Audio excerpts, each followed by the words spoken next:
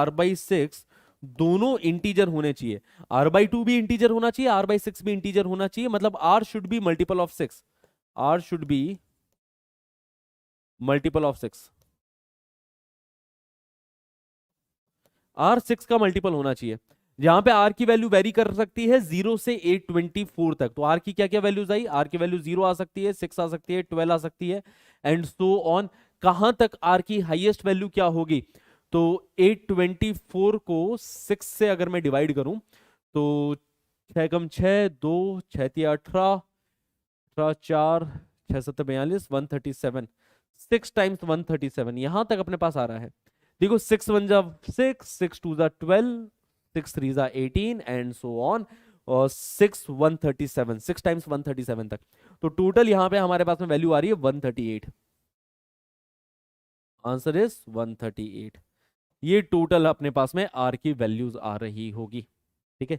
या फिर डायरेक्टली ऐसा बोल दो कि भाई पावर है 824, 1/2 पावर 1/6 पावर, मतलब आर जो है वो 6 का मल्टीपल हो, 1/2 है ना, 2 और 6 का एलसीएम लेंगे तो 6 आ जाएगा।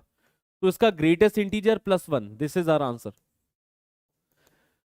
कि 824 + 6 का ग्रेटेस्ट इंटीजर +1 है ना, 824 + 6 का greatest integer +1, that will be our answer for this question, ठीक है। 138 अपना आंसर हो जाएगा इस हिसाब से, ओके। तो 6 1 जा 6, 6 2 जा 12, इसी तरीके से अपने पास चीज आ रही है। चलिए ये वाला क्वेश्चन करते हैं।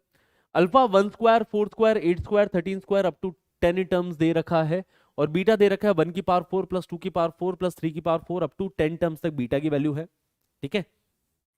तो हमें 4 अल्फा माइनस बीटा की वैल्यू 55k + 40 के इक्वल दे रखा है, ओके। तो पैटर्न पहचानना जरा, अल्फा के अंदर, बीटा के अंदर तो कोई पैटर्न नहीं है, 1 की पावर 4 2 की पावर 4 3 की पावर 4 यही है ना। तो समीशन r की पावर 4 टाइप का सीन बन रहा है। अब समीशन r की पावर 4 हमें निकालना आता नहीं है, इसका मतलब फॉर्मूला होता है बट फॉर्मूला सिलेबस के अंदर नहीं होता। समीशन r देखोगे तो इन नंबर्स में कॉमन डिफरेंस देखो, यहाँ पे 3 आ रहा है, यहाँ पे 4 आ रहा है, यहाँ पे 5 आ रहा है,